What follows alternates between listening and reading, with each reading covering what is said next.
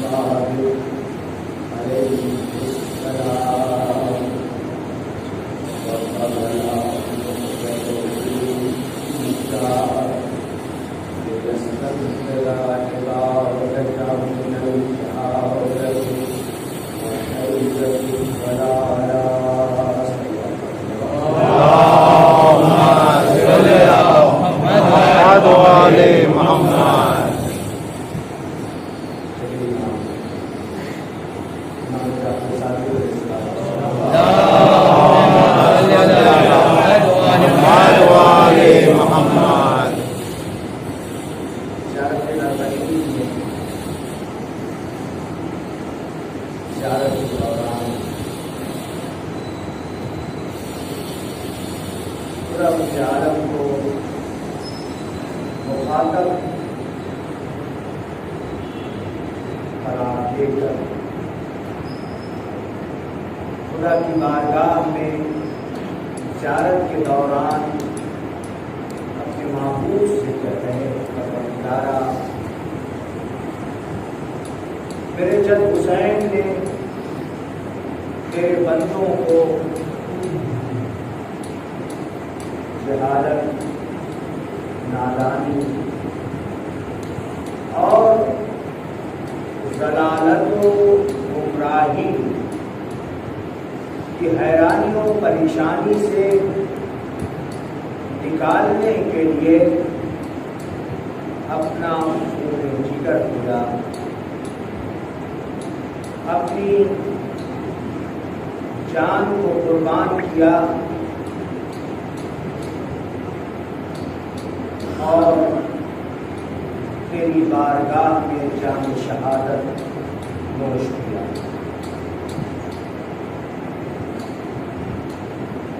اور کل میں نے عرض کیا اسی طرح کے مفہوم روایتوں میں ہے، معصومین کی احادیث میں بھی ہے، اور خود امام حسین علیہ السلام نے بھی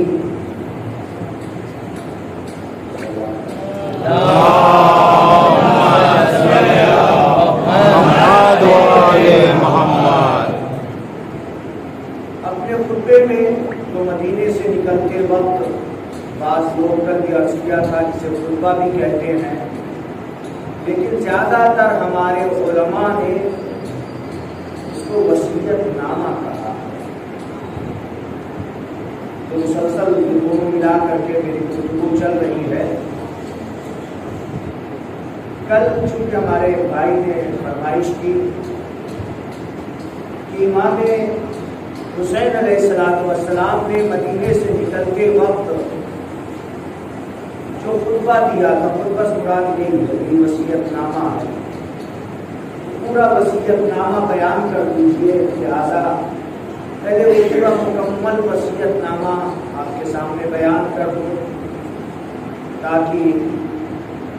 آپ حضرات اس سے واقف ہو جائیں کہ کس، جبکہ ٹکڑا درمیان کا چل رہا ہے، کئی بار پیش کیا، لیکن مکمل وصیت نامہ جو لکھ کر کے تحریر کر کے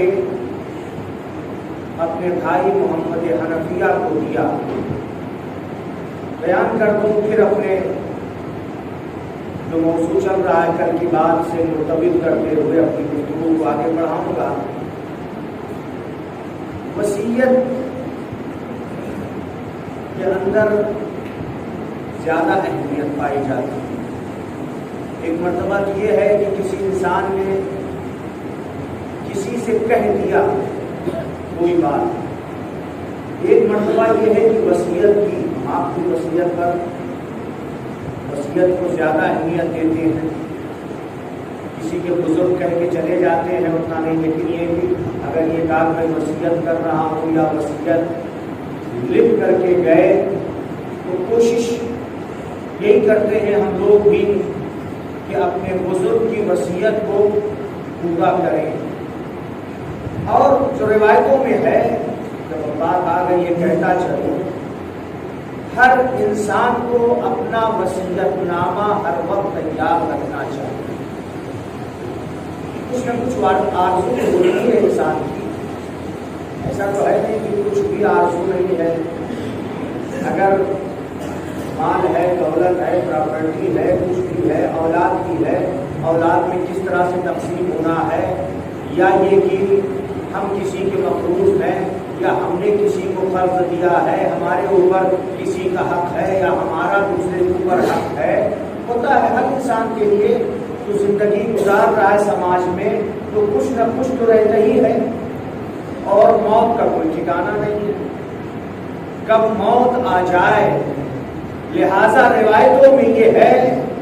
کہ مومن کی شان یہ ہونی چاہیے، مومن وہی ہے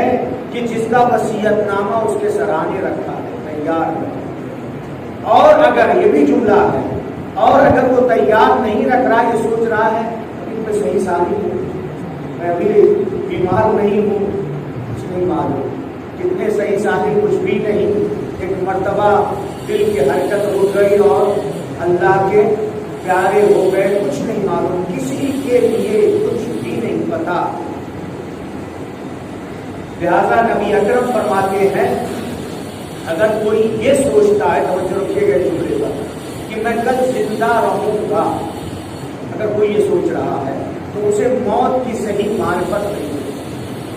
موت کی صحیح معرفت نہیں ہے کہ میں کل زندہ رہوں گا، کیونکہ موت کیا ہے؟ قرآن کہہ رہا ہے اذا جاء اجلهم یا اجلهم لا يستأخرون ساعة ولا يستقدمون، کہ جو وقت ہے جب پورا ہو جائے گا تو لمحہ بھر کے لیے نہ آگے بڑھ سکیں گے اور نہ ہی پیچھے ہٹ سکیں، لمحہ بھر کے لیے قرآن کہہ رہا ہے، لمحہ بھر کے لیے۔ اگر ہم یہ سوچ رہے ہیں کہ کل تک زندہ رہیں گے تو اس کا مطلب یہ ہے کہ موت کی ہمیں معرفت نہیں ہے، موت سے آشنائی نہیں ہے۔ لہٰذا جب بات آ گئی ہے جس کے میں نے عرض کر دیا، ہم آپ بھی اگر ابھی تک وصیت نامہ تیار نہیں ہے، جا کر کے آج ہی لکھ کر کے رکھ دے اور اپنے کسی سے کہہ دیجیے اس میں میرا وصیت نامہ ہے، میرے بعد دیکھ لے۔ اور تمام انبیاء نے بھی وصیتیں کی ہیں، اوصیاء نے بھی کی ہیں، ہمارے ائمہ نے بھی کی ہے۔ امام حسن امام حسین علیہ السلام کے لیے ضرورت نہیں تھی، لیکن ضرورت لگنے کے بعد مولا کائنات نے اپنے دونوں بیٹوں کو وصیت کی، اور وہ نہج البلاغہ میں بھی وہ وصیت نامہ موجود ہے۔ نبی اکرم نے بھی بہت ساری وصیتیں کی ہیں، جناب ابو ذر سے وہ بھی موجود ہے، فاطمہ زہرا نے وصیت کی وہ بھی موجود ہے، امام حسن کی بھی وصیت، امام حسین علیہ السلام کی یہ وصیت ہے جو میں فرمائش کے مطابق پوری وصیت بیان کرنے جا رہا ہوں۔ غور سے آپ لوگ سنیے تاکہ ہم آپ بھی وصیت تیار کریں، وصیت نامہ۔ تو ان باتوں کو مد نظر رکھتے ہوئے کہ پہلے اپنا عقیدہ تو بیان کر دیں کہ میں کیا ہوں۔ لہٰذا امام حسین علیہ السلام فرماتے ہیں بسم اللہ الرحمن الرحیم، ہاذا جو لکھا لکھ کر کے آغاز کی بسم اللہ کہہ کے، ہاذا ما اوصى به الحسین حسین ابن علی ابن ابی طالب۔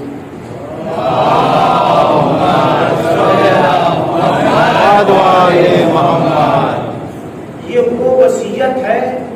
کہ جس کو حسین ابن علی ابن ابی طالب کر رہے ہیں الی اخیہ، اپنے بھائی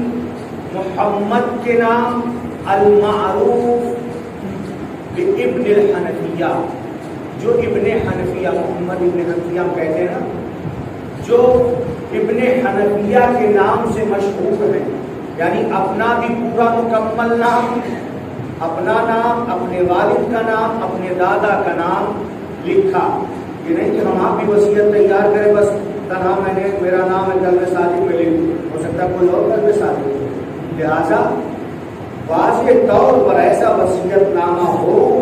کہ جس میں کہیں سے کوئی شک و شبہ نہ ہو۔ لہٰذا اپنا بھی نام، باپ کا بھی نام، دادا کا بھی نام، اور جس کے نام وصیت کر رہے ہیں، ہو سکتا ہے کبھی یہ ہو کہ کوئی آ کے کہے کہ ہم کو وصیت کر کے کہنے اس کا نام بھی لکھیے۔ اگر کسی کے لیے وصیت کر رہے ہیں، کوئی پراپرٹی دینا چاہ رہے ہیں، کار خیر میں ایک مثال، مسجد کے لیے، امام باڑے کے لیے کوئی چیز وقف کر کے جا رہے ہیں تو اپنا پورا نام لکھیں، اور ساتھ ساتھ جس سے وصیت کیا ہے اس کا بھی نام لکھیں۔ امام حسین نے یہ جہاں وصیت کی ہے وہاں ہم کو یہ سلیقہ بھی سکھا دیا ہے، اس میں کہ کس طرح وصیت کریں۔ کیا امام نے کس طرح بیان کیا کہ حسین ابن علی ابن ابی طالب اپنے بھائی محمد حنفیہ کے نام وصیت کرتے ہیں، اور پھر اس کے بعد اب سنیے توجہ سے، ان الحسین یشہد اللہ الہ الا اللہ، عربی کے حساب سے یشہد ہوگا، ایک آپ کو سوچ رہے ہوں گے کہ اشہدو پڑھنے کے بجائے یشہدو مولانا صاحب نہیں، وہ عربی گرامر کے حساب سے ہے۔ میں کہوں گا تو اشہدو، لیکن کوئی دوسرا کہے گا یشہدو، اس کے حساب سے چونکہ سیرے ہوتے ہیں، ضمیریں ہوتی ہیں ہر زبان میں، یشہدو یشہدان، یشہدون تشہدو تشہدان، یشہدنا یہ اس کے سیرے ہیں، اس کے لحاظ سے یہ ہے عربی گرامر کے لحاظ سے۔ تو امام حسین علیہ السلام فرما رہے ہیں ان الحسین یشہد ان لا الہ الا اللہ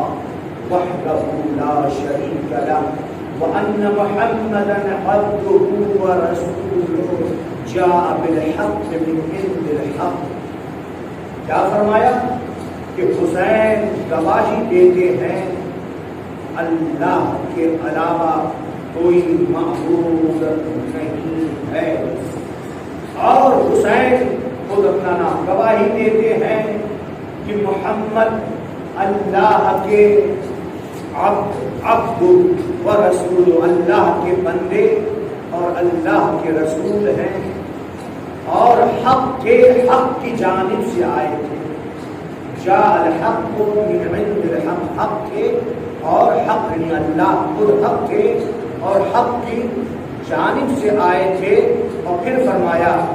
پہلے اپنا عقیدہ بیان کر دیا، پھر فرمایا وَأَنَّ الْجَنَّةَ حَقٌّ وَالنَّارَ حَقٌّ، جنت حق ہے، جہنم حق ہے، وَأَنَّ السَّاعَةَ آتِيَةٌ لَا رَيْبَ فِيهَا، قیامت آئے گی اس میں کوئی شک نہیں ہے، وَأَنَّ اللَّهَ يَبْعَثُ مَنْ فِي الْقُبُورِ، اور اللہ تعالیٰ ایک دن جو قبروں میں ہے ان سب کو اٹھائے۔ یہ یہاں تک پورا اپنا عقیدہ بیان کیا، توحید کا اقرار کیا، رسول کی رسالت کا اقرار کیا، جنت حق ہے، جہنم حق ہے،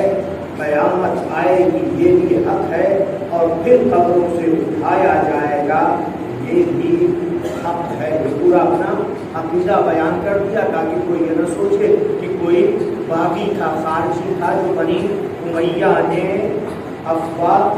پھیلائی تھی، اور پھر اس کے بعد بیان کر رہے ہیں وَإِنِّي لَمْ أَخْرُجْ عَشْرًا وَلَا بَطْرًا وَلَا مُفْسِدًا وَلَا ظَالِمًا، اور جو میں مدینے سے کوچ کر رہا ہوں، جو میں مدینے سے سفر کر رہا ہوں، جو میں مدینے کو چھوڑ رہا ہوں، جو میں مدینے سے نکل رہا ہوں، نہ تخت و تاج کے لیے ہے، نہ حکومت کے لیے ہے، نہ شہرت کے لیے ہے، اور نہ ہی غرور و تکبر، اور نہ ہی ظلم و ستم کو بڑھانے کے لیے۔ اور پھر اس کے بعد فرمایا جو بار بار بیان کر رہا ہوں، کیا فرمایا وَإِنَّمَا خَرَجْتُ لِطَلَبِ الْإِصْلَاحِ فِي أُمَّةِ جَدِّي صلی اللہ علیہ وآلہ وسلم، میں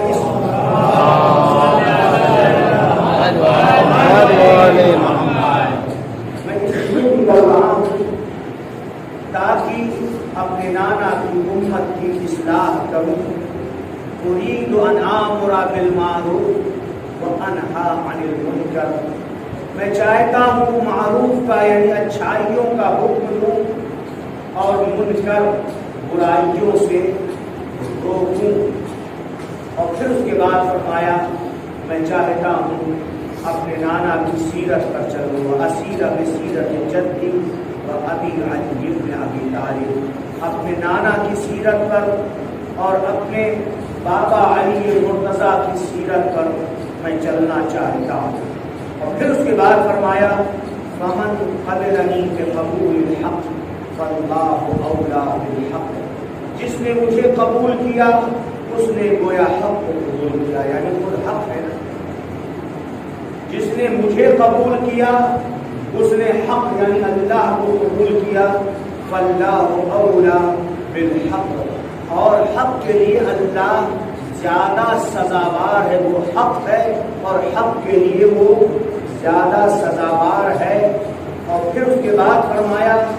وَمَنْ رَدَّ عَلَيَّ هَذَا، اور جس نے مجھے قبول نہ کیا، مجھے رد کر دیا، وَمَنْ رَدَّ عَلَيَّ هَذَا أَصْبِرُ حَتَّى يَقْضِيَ اللَّهُ بَيْنِي وَبَيْنَ الْقَوْمِ بِالْحَقِّ، میں صبر کروں گا یہاں تک کہ اللہ تعالیٰ میرے اور قوم کے درمیان حق کے ساتھ فیصلہ کرے گا۔ یہ یہاں تک آپ نے بیان کر دیا، کوئی بھی پہلو امام نے چھوڑا نہیں ہے، اس مختصر سے وصیت نامے آپ لوگ خود توجہ سے وصیت نامے کو دیکھیے کہ کوئی پہلو چھوٹا ہے، نہیں کوئی بھی پہلو چھوٹا نہیں۔ پھر اس کے بعد آخر میں پھر بیان فرماتے ہیں کہ ہذہ وصیتی الیک یا اخی، اے بھائی یہ میری وصیت تمہاری جانب ہے۔ اور پھر اس کے بعد فرمایا وما توفیقی الا باللہ وعلیہ توکلت والیہ انیب، میری توفیق جو ہے وہ اللہ کی جانب سے ہے، اس کے علاوہ وما توفیقی الا باللہ، یعنی جو بھی توفیق میرے شامل حال ہوگی وہ اللہ کی جانب سے ہوگی، وعلیہ توکلت،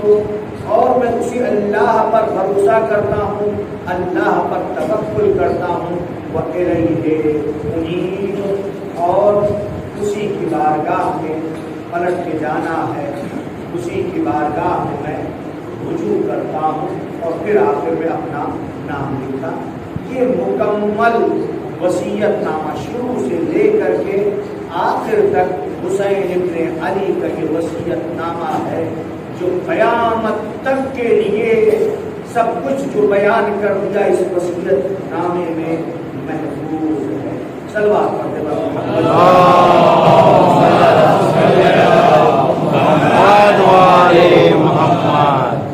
اس وصیت نامے میں بھی بیچ میں جو بات آئی، امام نے یہی فرمایا، 3 باتیں پیش کی ہیں جو میں نکل رہا ہوں۔ پہلی چیز اصلاح امت،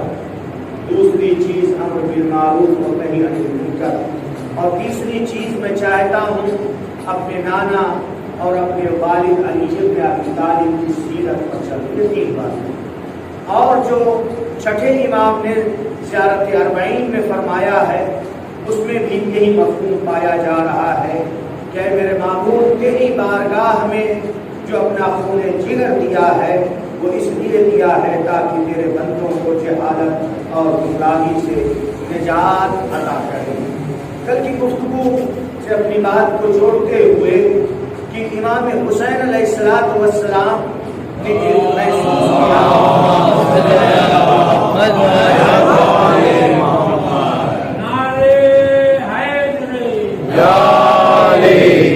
محسوس کر لیا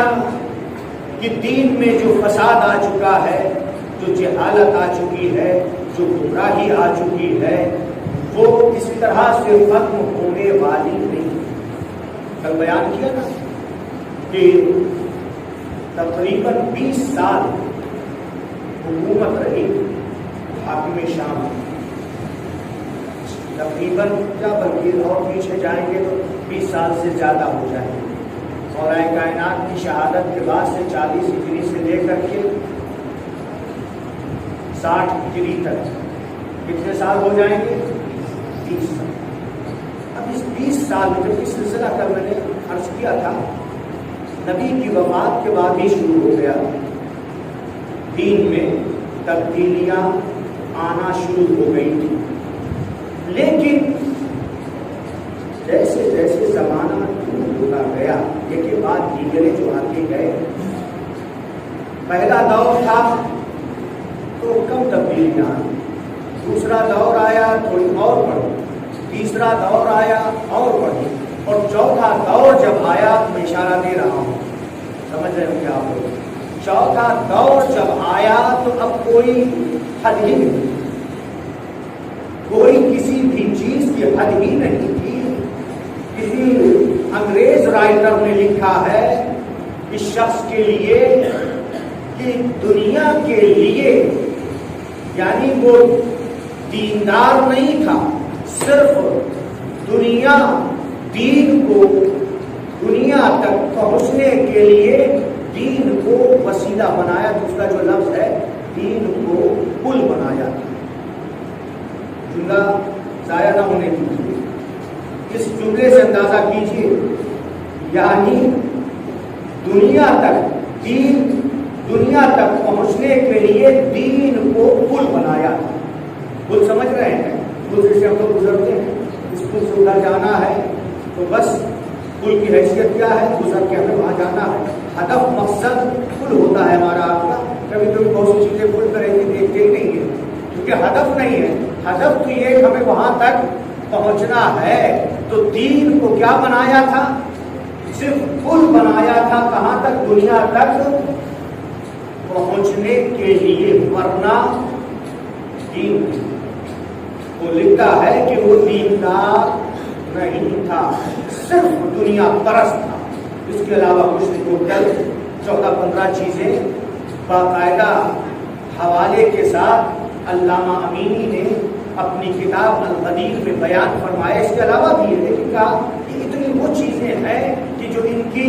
اکثر کتابوں میں موجود ہے مسلمانوں کی، انہوں نے خود لکھا ہے، جو کل بیان کیا 14-15 باتیں، جن میں سے 2-3 ابھی بیان کر دوں۔ مثال کے طور پر قرآن کہہ رہا ہے شراب حرام ہے، انما الخمر والمیسر والانصاب رجس من عمل الشیطان فاجتنبوہ،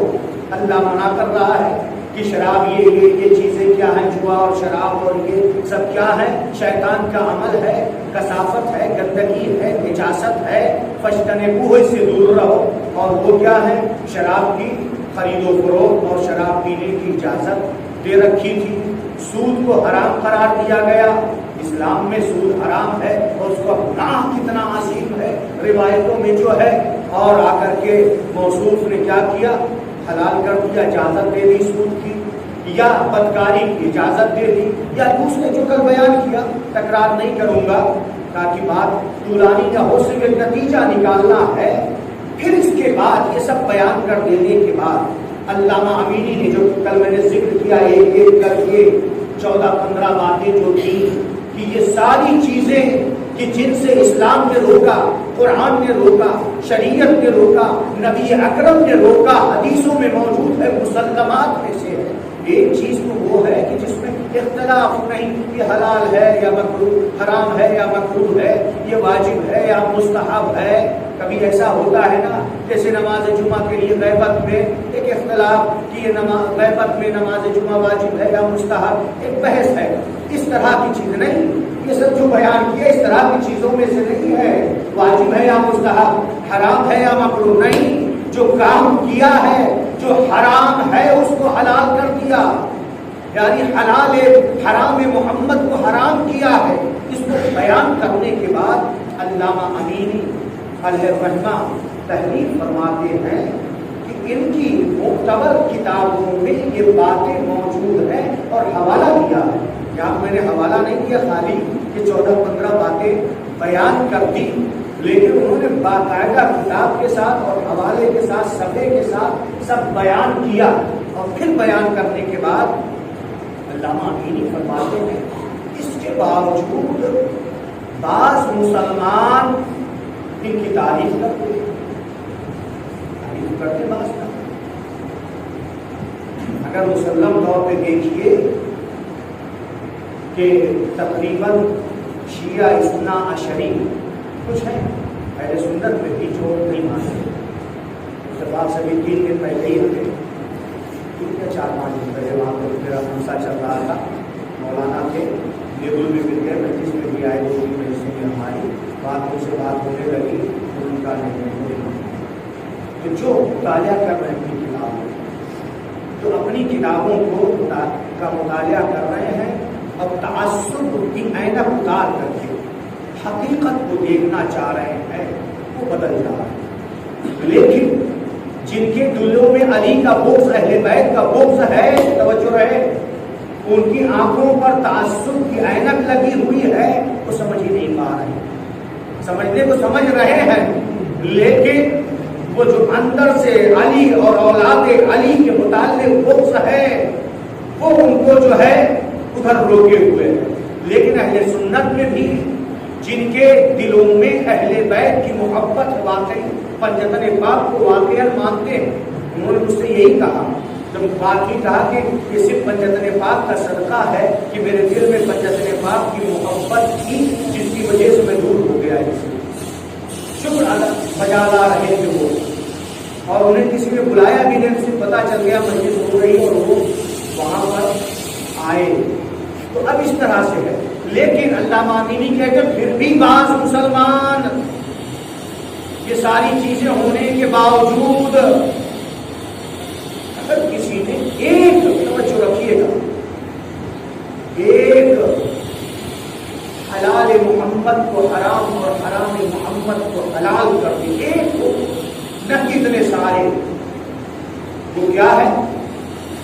وہ دین سے خارج ہے، کیونکہ کوئی کسی بھی حکم سے انکار نہیں کر سکتا ہے۔ اگر مسلمات دین ہے، ہم آپ بھی اگر کسی مسلمات دین سے انکار کرنے لگیں گے دین سے خارج ہو جائیں گے۔ مثال کے طور پر نماز ہے، ایک ہے کہ نماز نہیں پڑھتا اور بات ہے گنہگار ہے، نماز نہیں پڑھ رہا، لیکن ایک مرتبہ یہ کہ نہیں نماز وغیرہ کچھ نہیں، روزہ وغیرہ کچھ بھی نہیں ہے، حجاب وغیرہ کچھ بھی نہیں، مرتبہ ہے ایک خاتون ہے حجاب نہیں کر رہی، گناہ کر رہی، لیکن ایک خاتون آگے کہنے لگے نہیں حجاب وغیرہ کچھ بھی نہیں مانتی، انکار کرنے لگے، تو کیا ہے انکار جو اگر کیا کسی نے جو مسلمات دین ہے اس سے انکار. مسلمات دین کہتے ہیں کہ تمام مسلمانوں کا اتفاق ہے جس پر اگر اس سے آ کے کسی نے انکار کیا وہ دین سے خارج. اب یہاں پر اتنی چیزیں ہیں اور اس کے باوجود بھی تعریف کی جا رہی ہے, رضی اللہ عنہ کہا جا رہا ہے. اور اگر کوئی انہیں برا بھلا کہہ دے تو لڑنے کے لیے تیار, اپنی جان دینے کے لیے تیار. جبکہ تاریخ پڑھیں اور پڑھ کر کے سوچیں, اور یہ میری مجلس بھی جو سنے وہ بھی جائیں دیکھیں سوچیں. دعوت حق ہے ان کے لیے, کیونکہ یہ ساری مجلسیں یوٹیوب پہ جا رہی ہیں. لہٰذا میں کوئی ایسی ویسی چیز نہیں پڑھتا ہوں جو کتابوں میں مسلم ہے فریقین کے ہاں, وہی پڑھتا ہوں جو بھی مسلمان میری اس مجلس کو سنے جا کر کے وہ دیکھیں جو میں نے بیان کیا وہ چیز ان کی کتابوں میں ہے یا نہیں. اور اگر یہ ساری چیزیں ہیں اس کے بعد بھی مانتے ہیں, اس کے بعد بھی رضی اللہ عنہ کہتے ہیں, تو پھر عدل کہاں رہا, پھر انصاف کہاں رہا, پھر دین کہاں رہا, پھر اسلام کہاں رہا, پھر قرآن کہاں رہا, پھر شریعت کہاں رہی, پھر لا الہ الا اللہ کہاں رہا, پھر محمد رسول اللہ کہاں رہا, پھر قیامت پر اللہ پہ ایمان کہاں رہا. صلوات پڑھ محمد صلی محمد وعلى محمد.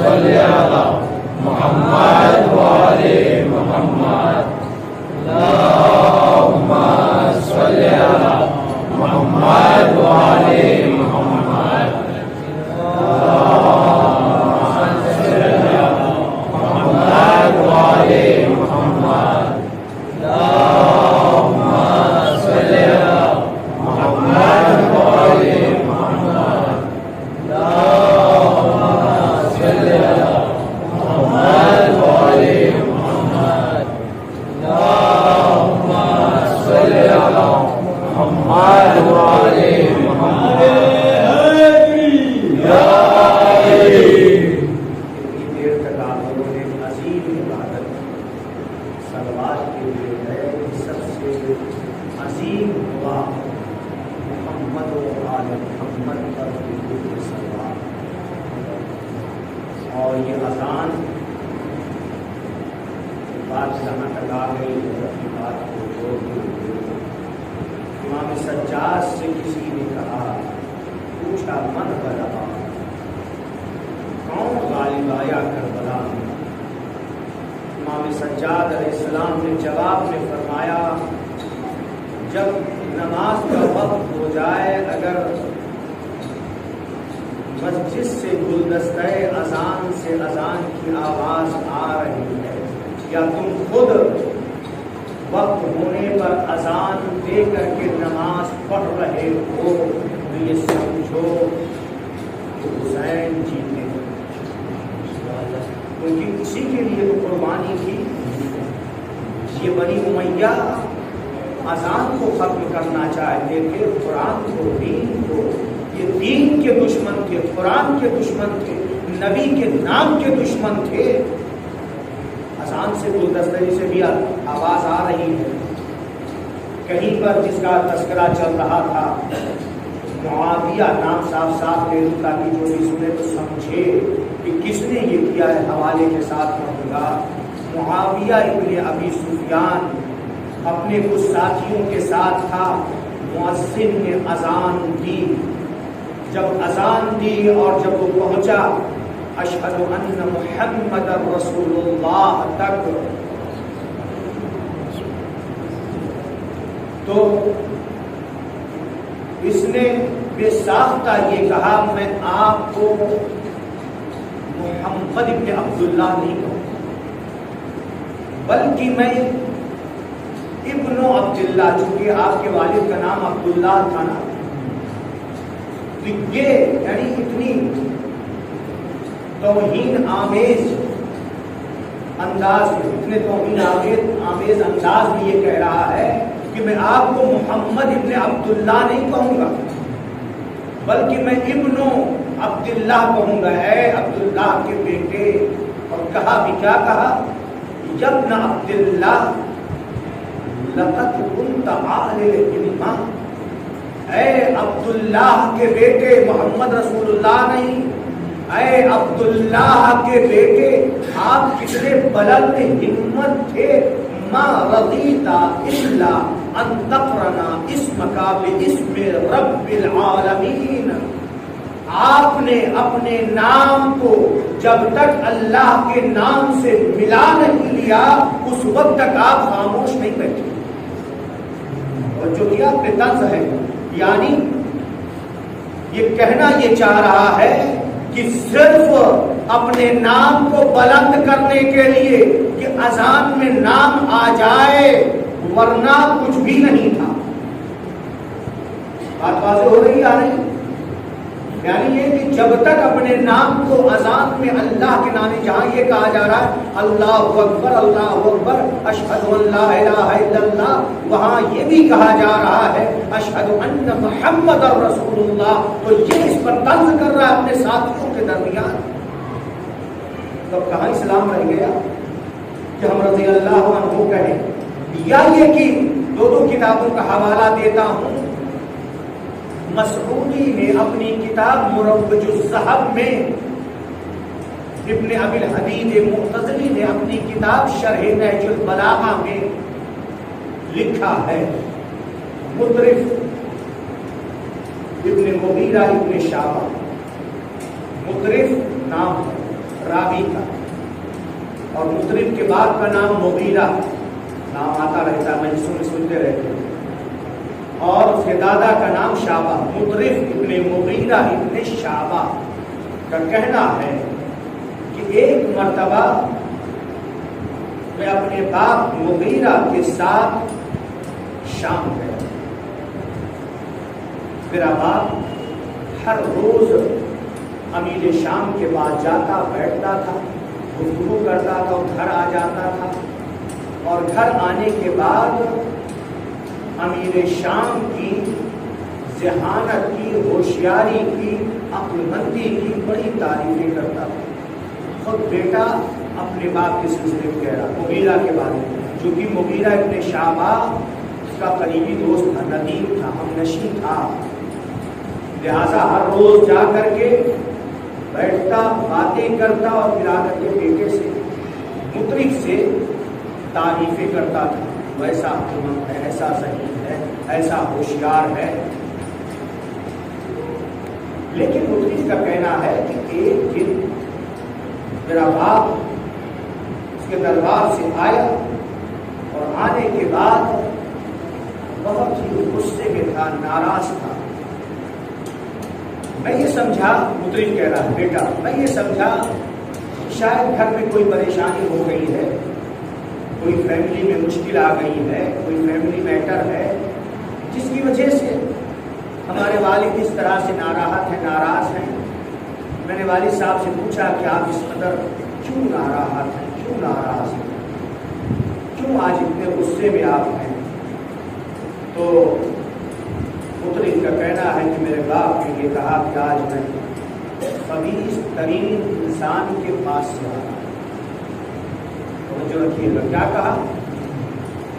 خبیث ترین انسان کے پاس سے آ رہا ہوں۔ ابھی تک تو ہر روز آ کر کے تعریفیں کرتا تھا کہ جو ایسا ہوشیار ہے، ذہین ہے، عقلمند ہے، اس طرح کا ہے، لیکن اس دن کیا کہا؟ خبیث ترین انسان کے پاس سے آ رہا ہوں۔ مجھے کا کہنا، میں نے کہا کیا ہو گیا، کیوں؟ کہا آج میں نے ایک مشورہ دیا اس کو کہ اب تمہاری حکومت پائیدار ہو چکی ہے، مستحکم ہو چکی ہے، تم کو کوئی اب کسی سے خوف نہیں ہے، بالخصوص بنی ہاشم سے۔ بنی ہاشم میں جو ضرورت مند ہیں، جو ان کا حق ہے، ان کو بھی ان کا حق دو اور عدل و انصاف سے کام لو۔ اب تو تمہارے لیے کوئی مسئلہ نہیں ہے کہ تمہاری حکومت چلی جائے گی، تمہارے ہاتھ میں ہے۔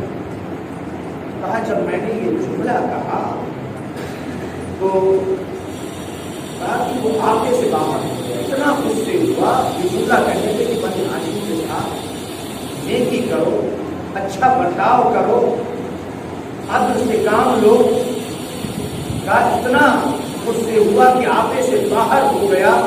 اور اس کے بعد یعنی گالی دے کر کے کہا یہ گالی ہے، اے بی مادر، خود مغیرہ کو کہا، وہ سنا رہے ہیں مجھ کو، یہ گالی دے کر کے کہا کہ خلیفہ اول آئے، حکومت کی خلافت کی زحمت کی گئے، اور ان کے جانے کے بعد ان کا نام بھی چلا گیا۔ اگر کوئی نام، میں روایت لفظ بدل پڑھ رہا ہوں، ان کے بعد اگر کوئی نام لیتا ہے تو یہ کہتا ہے ابو بکر۔ دوسرے خلیفہ آئے، زحمت کی، اور پھر جب وہ گئے ان کے ساتھ ان کا نام بھی چلا گیا۔ اگر کوئی نام لیتا ہے تو کہتا ہے عمر۔ میرے بھائی عثمان آئے، انہوں نے سالوں خدمت کی، اور خدمت کرنے کے بعد وہ چلے گئے، ان کا اگر کوئی نام لیتا ہے تو عثمان کہتا ہے۔ لیکن میں دیکھ رہا ہوں کہ ابو ہاشم طرز میں کہا، یعنی ہاشم کے بھائی، جبکہ ہاشم کے بھائی نہیں ہے نبی، نبی اکرم کو بیٹے ہیں، پوتے ہیں، لیکن کیا کہا طرز میں کہ میں یہ دیکھ رہا ہوں کہ ابو ہاشم کا نام گلدستہ اذان سے 5 مرتبہ لیا جا رہا ہے۔ توجہ رہے، قسم کھا کے کہا واللہ الا دفنا دفنا، خدا کی قسم جب تک میں اس نام کو دفن نہیں کر دوں گا اس وقت تک چین سے نہیں۔ میں نے حوالہ دیا 2 کتابوں کا، روایت موجود ہے، مسلمان جا کے دیکھے اور پھر خود فیصلہ کریں کہ جو شخص نبی کا مذاق اڑائے، نبی کے نام کو ختم کرنا چاہے، ایسے ہی نہیں۔ حسین ابن علی کی جان اتنی سستی، اتنی آسان نہیں تھی۔ حسین کے جو اعزا تھے، اقربا تھے، اصحاب تھے، انصار تھے، ان کی جانیں اتنی آسان نہیں تھی کہ جو اپنی جان کو دے دیا، اپنی جان کا نذرانہ پیش کیا خدا کی بارگاہ میں، کس لیے؟ کہ نام محمد کو بچانا تھا، قرآن کو بچانا تھا، شریعت کو بچانا تھا۔ نبی اکرم نے ایسے ہی نہیں فرمایا ہے حسین منی وانا من حسین، میرا حسین مجھ سے ہے اور میں حسین سے ہوں، حسین مجھ سے یہ بات تو سب کی سمجھ میں آ جاتی ہے نا، نانا سے نواسا ہوتا ہے بیٹی، بیٹی کا بیٹا نواسا ہوتا ہے، لہذا حسین منی پہلے فطرے کا معنی بالکل واضح ہے کہ میرا حسین مجھ سے ہے، حسین منی وانا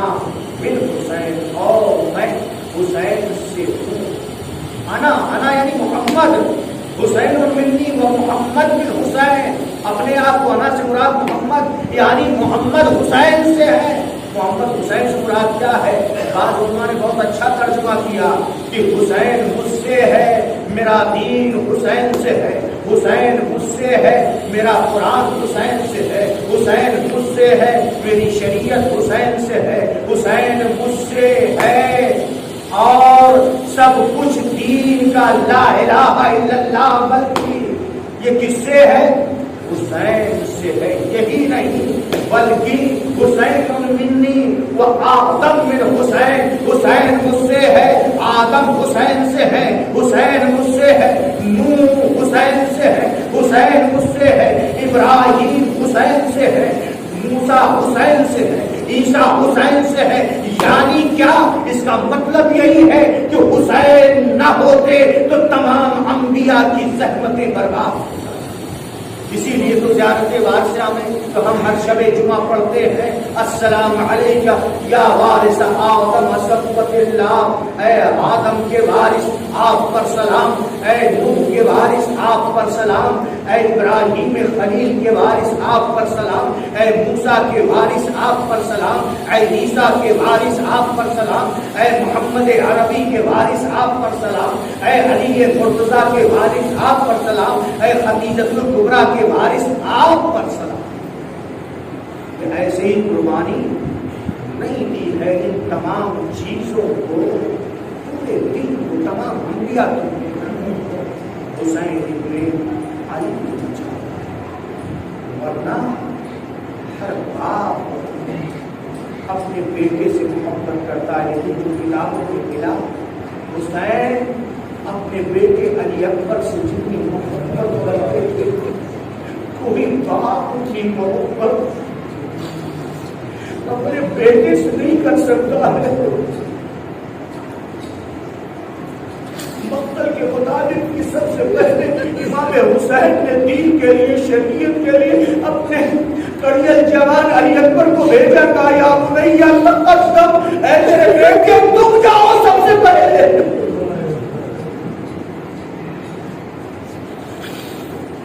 مقتل غنی اللہ بس بچے اشارے کو مسائل کے زیادہ نہیں پڑھتا کہ جب جناب علی اکبر کو امام حسین علیہ السلام نے رخصت کیا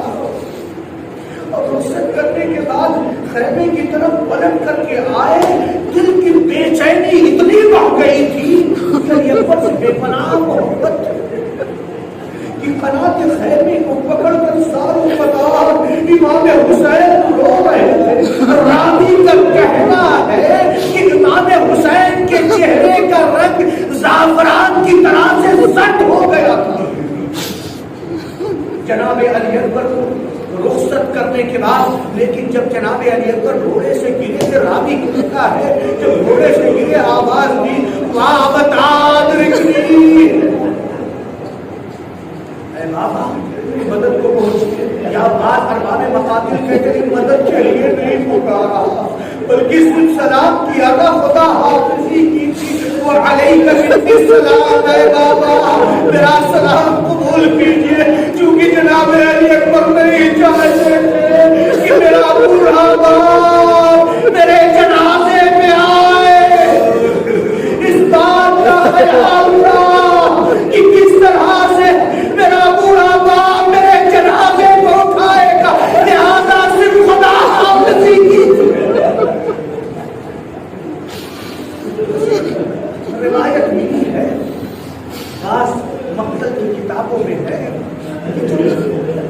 سروں کو نیزوں پہ بدل کر کے لے جایا جا رہا تھا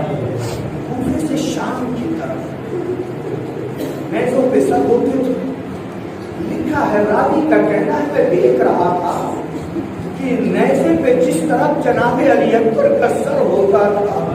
इमाम हुसैन का रुख उधर ही हो जाता था। यानी शहादत के बाद भी इमाम हुसैन अपने बेटे अली अकबर का दीदार करते रहते। जालिमों को जब पता चला कि शहादत के बाद भी दीदार कर रहे हैं, जालिमों ने ये भी करवाया। इनका दस्तूर था जालिमों का कि जहां पर ठहरते थे सबों को रात में संदूक में बंद कर दिया करते थे जब ठहरते थे। लेकिन उस दिन जब पता चला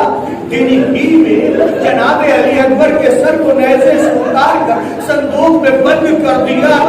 मकाम हम्स पर ठहरे और फिर उसके बाद सुबह में जब चाहते हैं कि रवाना हो, अब जब संदूक ने जनाब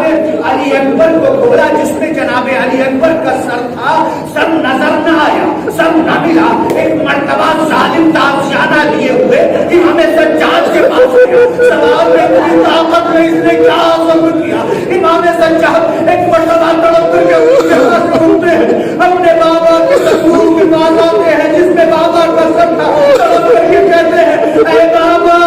मेरे भैया अली अकबर का सर किधर है? जालिम मुझ पर जुल्म और सितम कर रहा है, अब बर्दाश्त की ताकत नहीं। एक मर्तबा संदूक से आवाज आई, मेरे इस संदूक को खोले, मेरे पास मेरा बेटा अली अकबर है जिनका दीदार नहीं किया था। जब संदूक को खोला गया तो क्या देखा? इमाम हुसैन के लब, जनाब अली अकबर के लबों पर जैसे मुद्दतों का बिछड़ा हुआ अपने किसी पर ही